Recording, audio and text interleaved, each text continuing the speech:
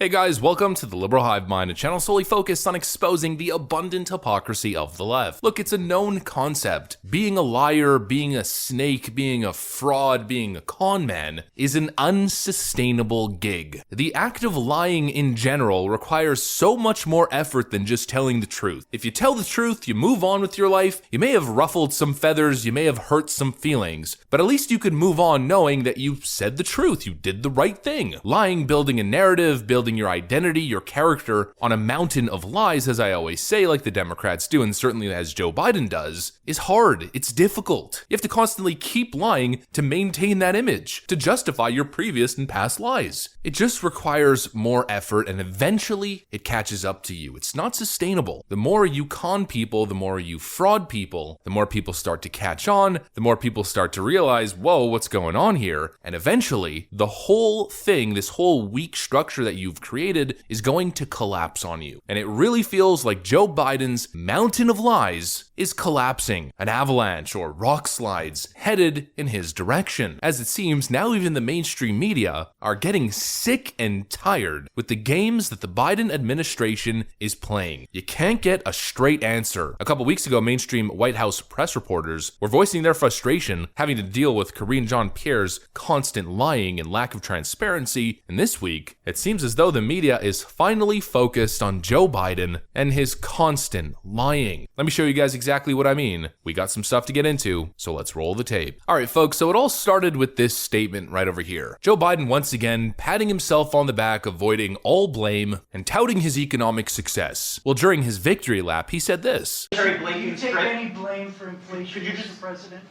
Am I taking blame for inflation? No. Correct. Why not? Because it was already there when I got here, man. Remember what the economy was like when I got here? Jobs were hemorrhaging. Inflation was rising. We weren't manufacturing a damn thing here. We were in real economic difficulty. That's why I don't. Thank you.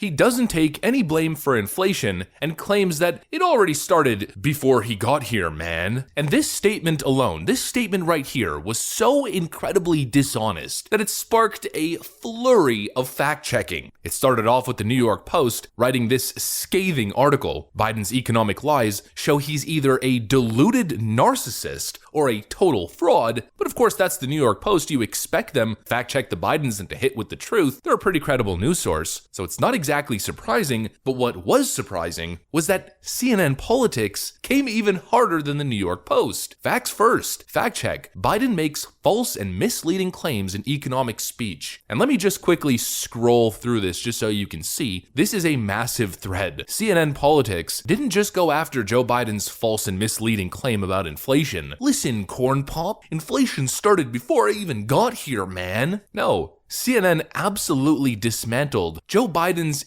entire economic agenda that he's been touting. Starting off with infrastructure projects. Touting the bipartisan infrastructure bill that he signed in 2021, Biden said that last year we funded 700,000 major construction projects. 700,000 across all of America, from highways to airports to bridges, tunnels, and to broadband. Facts first, Biden's 700,000 figure is wildly inaccurate. It adds an extra 2 zeros to the correct figure. So the actual number is 7,000, not 700,000. A cap on seniors' drug spending. Biden said, here's the deal. We put a cap and it's now in effect, as in January 1 of $2,000 a year on prescription drug costs for seniors. Biden's claim that this cap is now in effect and that it came into effect on January 1st is false. The $2,000 annual cap contained in the Inflation Reduction Act that Biden signed last year, or Medicare Part D enrollees, out-of-pocket spending on covered prescription costs takes effect in 2025. The maximum may be higher than $2,000 in subsequent years since it is tied to Medicare Part D's per capita cost. Vaccinations. The jab under Donald Trump. Criticizing former President Trump over his handling of the pandemic, Biden said back then only 3.5 million people had their first dose. Biden is free to criticize Trump's jab rollout, but his only 3.5 million figure is misleading at best. As of the day that Trump left office, about 19 million people had received their first dose. Billionaires and taxes. Biden said Republicans want to cut taxes for billionaires, who pay virtually only 3% of their income. 3% they pay. Biden's 3% claim is is incorrect. For the second time in less than a week, Biden inaccurately described a 2021 finding from economists in his administration that the wealthiest 400 billionaire families paid an average of 8.2% of their income in federal individual income taxes between 2010 and 2018. The impact of a new corporate tax. Biden cited a 2021 report from the Institute of Taxation and Economic Policy think tank that found that 55 of the country's largest corporations had made $40 billion in profits in their previous fiscal year, but not paid any corporate income tax, before touting the 15% alternative corporate minimum tax he signed into law. The days are over when corporations are paying zero in federal taxes. Biden exaggerated. The new minimum tax will reduce the number of companies that don't pay any federal tax, but it is not true that the days of companies paying zero are over. That's because the minimum tax on the book income companies report to investors only applies to companies with at least $1 billion in average annual income. Biden and the federal deficit. Noting the big increase in the federal debt under Trump, Biden said that his administration has taken a different path and boasted as a result in the last 2 years, my administration, we cut the deficit by $1.7 trillion, the largest reduction in debt in American history. Biden's boast leaves out important context. It is true that the federal deficit fell by a total of $1.7 trillion from 2021 to 2022 fiscal years, including a $1.4 trillion drop in 2020, but it is highly questionable how much credit Biden deserves for this reduction. Biden did not mention that the primary reason the deficit fell so substantially was that it had skyrocketed to a record high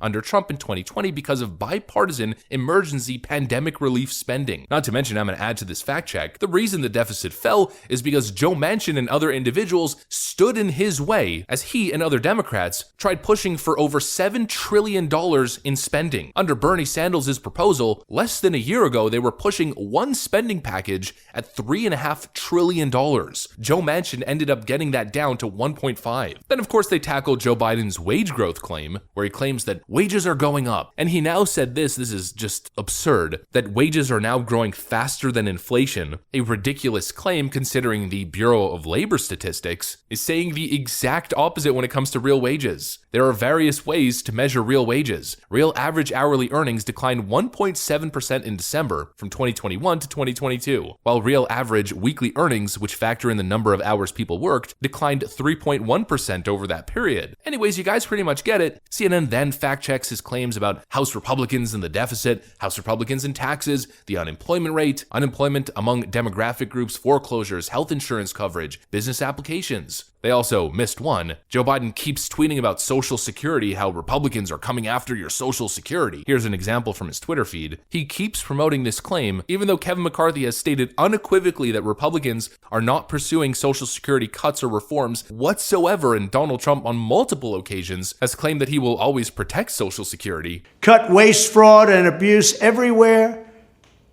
that we can find it, and there's plenty of it.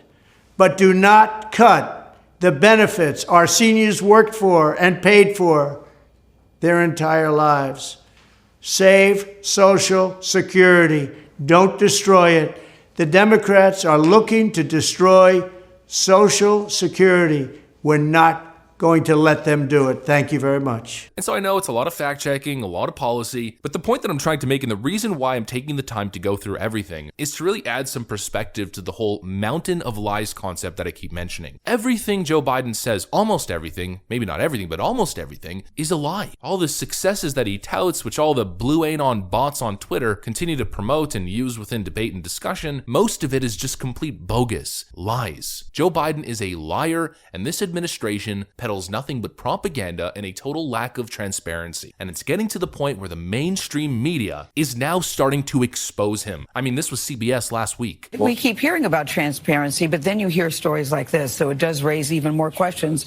Did the FBI find anything else, and what does it mean? That's what we don't know. We don't know if they found anything else. They may have found items that were classified or not classified, because remember, any records from a vice president or president should all be at the National Archives. They should not be anywhere anywhere else. And surely if they're classified, they should not be in a non-secured, non-governmental facility. So we're still working this story to see what they may have found there. Whether it's DocumentGate, the Hunter Biden laptop story, Joe Biden dodging any blame and culpability for his own policies, or the countless lies on the economy and other issues. I mean, for Pete's sakes, the way him and his goons in his cabinet continue to look you, the American people, in the eyes and tell you that the southern border is secure, I mean, it's just ridiculous. It's unsustainable. And the weak scaffolding structure of mistruths, lies, and propaganda is starting to collapse. The mainstream media is where you get that hint. When they start turning on the Bidens, when they start telling the truth, is when you know things are getting bad for Sleepy Joe and the Democrats. That's what I got for you guys. Hopefully you enjoyed it. If you did, make sure to leave a like and possibly subscribe to the channel. Thanks for watching, friends, and I'll see you on the next one.